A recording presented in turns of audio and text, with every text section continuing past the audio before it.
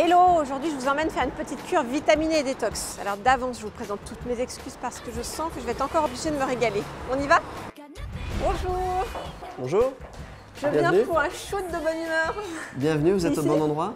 Ici effectivement on a principalement des produits bio ou artisanaux et on essaye d'avoir que des recettes saines. Si je viens déjeuner chez vous, qu'est-ce que je peux manger là?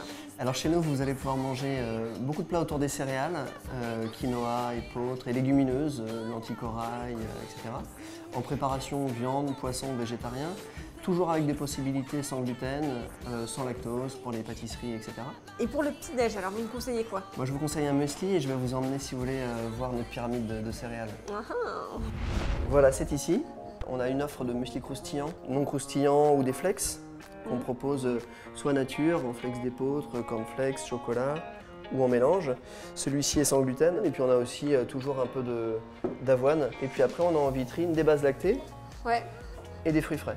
Alors je veux bien un peu du muesli fixe cerise avec du muesli croustillant, cranberry, myrtille framboise. D'accord, ça marche. Très fruitose. Ici on a des yaourts brassés. Ouais. Tout est bio dans ce que je vous ai fait. présenté. Et on a aussi du lait. On a aussi lait traditionnel, on a du lait de soja ou du lait de riz. Vous avez d'autres trucs un peu équilibrés aussi pour le goûter ou...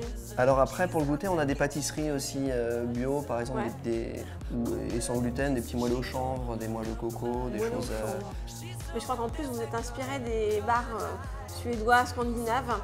Vous pouvez m'en dire un peu plus? Tout à fait, pour ajouter un peu au côté bien-être, on a ajouté des outils de bien-être et je peux vous présenter la luminothérapie si vous voulez. Je sens que vous allez m'éblouir. Suivez-moi. Alors vous connaissez peut-être la luminothérapie avec les lampes. Quelquefois on trouve des lampes qu'on pose sur la table. Depuis quelques années ça existe aussi avec des lunettes. Ah, je savais pas. Le principe est exactement le même, c'est-à-dire qu'on éclaire la rétine pendant une vingtaine de minutes avec une lumière qui est sans UV, sans infrarouge. Et ça nous aide à stopper la sécrétion de la mélatonine, qui est notre hormone du sommeil. C'est pas dangereux pour les yeux, non? Du coup, pas d'UV, pas d'infrarouge, donc pas de problématique de brûlure ou choses comme ça.